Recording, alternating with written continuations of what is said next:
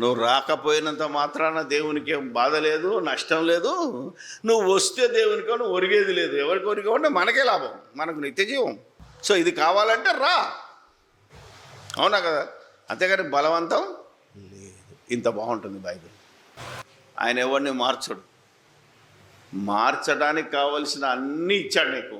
నువ్వు మారడానికి అవునా కదా? తన రక్తాన్నే ధారపోశాడు, అవునా కదా? ఇవన్నిటిని చూసి, ఇవన్నిటిని అనుభవించి, వీటి ఫలితాన్ని అనుభవిస్తూ నువ్వేం చేయాలంటే నువ్వు మారాలి. ఇంత తెలిసినా మారలేదనుకో, ఏం చేస్తాడు? వదిలేరు అన్నాడు.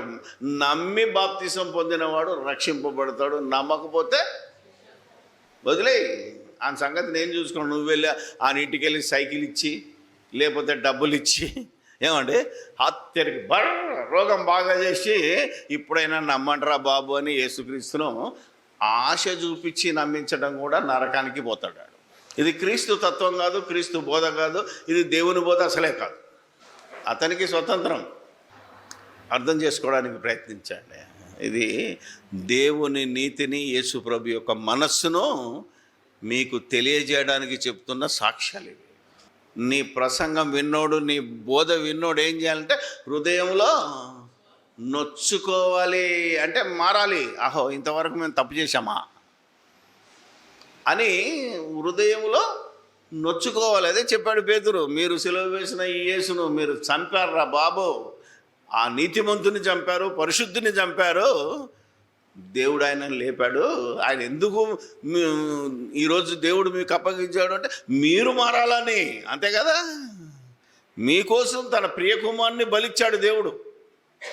ఇక కోడల యొక్క, జంతువుల యొక్క రక్తంతో ఎవడు రక్షణ పొందుతలేడని చివరికి దేవుడే జగత్తు పునాది వేయబడిన నిర్ణయం చొప్పున కాలము పరిపూర్ణమైనప్పుడు తన కుమారుని పంపి సిలువ యాగం చేయించాడు. అయినా మీకు బుద్ధి రాదా అని అడిగాడు. అంతే, ఏమనలేదు. అప్పుడు ఏమన్నాడు? మీరు అప్పుడు వాళ్ళు హృదయంలో నొచ్చుకున్నట్టు మీరు అడగాలి. ఈరోజు ఈ ప్రసంగాలు విని, బోధ విని, ఎందుకంటే సువార్త ఎందుకు ప్రకటింపబడుతుందంటే మీరు విని మీ హృదయంలో మార్పు రావాలి. ఎవరిది? జనాలందరిది. మీరు వచ్చి అడగాలి. ఏమని? అయ్యలారా మాకు రక్షణ కావాలి, మరి ఏం చేయాలి? అప్పుడు చెప్తున్నాడు అపోస్తలుడు, యేసు దగ్గరికి రండి, మీరు మిమ్మల్ని అందరినీ మార్చేస్తాడు, లేదా మా దగ్గరికి రండి, మిమ్మల్ని అందరినీ మార్చేస్తామన్నాడా? చెప్పండి చూద్దాం ఏమన్నది బైబిల్. మీరు మారు మనసు పొందా, మీకే మారు మనసు కలుగును కాక అన్నాడు ఆయన. మీరు పొందాలి అంటే మీరు మారు మనసు పొంది మీ పాపాల క్షమాపణ నిమిత్తము ప్రతివాడు యేసుక్రీస్తు అధికారానికి లోబడి బాప్తిసం తీసుకోవాలి. అప్పుడు మీరు క్రైస్తవులు. ఇప్పుడు క్రైస్తవులు ఎలా ఉన్నారు? నా ప్రసంగం అయిన తర్వాత చేతులు ఎవడ ఎత్తాడైనా ఎత్తేస్తారు, మీరు ఎత్తిన వాళ్ళందరూ రండి బాప్తిసం ఇస్తానంటే ఇది బలవంతపు మతం.